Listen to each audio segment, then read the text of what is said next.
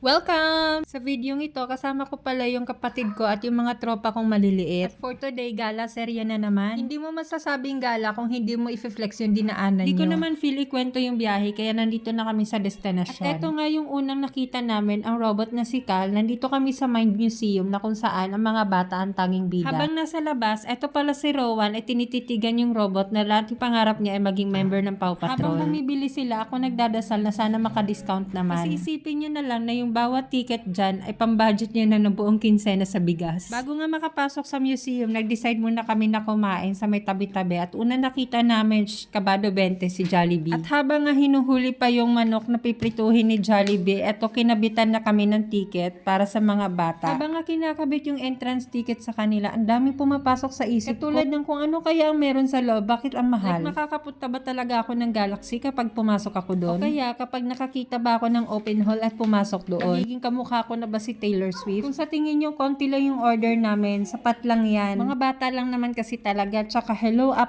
yan sila. Ako taga-ubos ng tira. After 45 minutes, at eto, ano to? I feel like a kid. Like imagine mo, ilaw lang naman talaga yan, pero tuwang-tuwa na ako. So dito sa park na to, nakalimutan ko kung ano yung iniisip ko kanina habang kumakain pa kami. Sinasabi ko na nga ba, dito ko nakalimutan yung perlas ko. Ang ganda. Ikaw ba, kumusta na yung perlas mo? Naisang lamon na ba?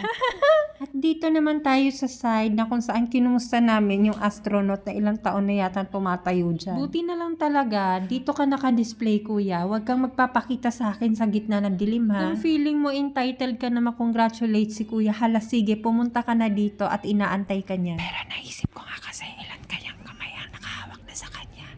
Yung kinamot pa mula sa puwet nila. Kahit na ba nakalakad lang kami, nakarating kami sa moon. Pero nagtataka rin talaga ako bakit may moon sa moon.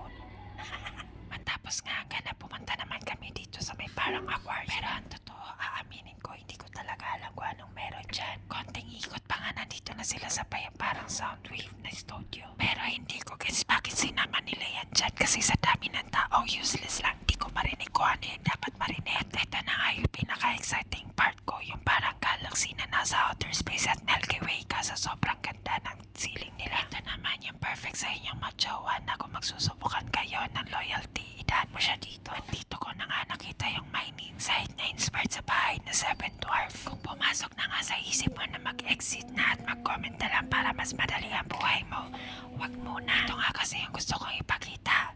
Isipin mo, ganyan yung itsura mo noon na nabubuhay ka, tapos ayaw mong aminin sa jowa mo na ganyan tapos ka. Pwede ka na mag-exit kasi siguro nakakalahati ka na, pero eto pa, ipahabol pa. Eto para sa mga walang 1x1 picture, pwede ka dito kasi hati na yung katawan mo. At eto na nga yung battle na sinalihan ng anak ko na nagkaroon siya ng international one-on-one sa mga effort. Tapos nandito na kami sa geometrical mirror part. Ang saya dito, kaya nga ayoko nang umuwi kahapon, kaya lang nagkasakit na ako. At eto nga yung pinaka-exciting part, yung mga robot na sumasaya. Actually, napakagaling nila kasi isipin mo, pinagtagpi-tagpi lang naman sila. Ang nakakatawa pa kasi mas malambot pa yung katawan nila sa'yo.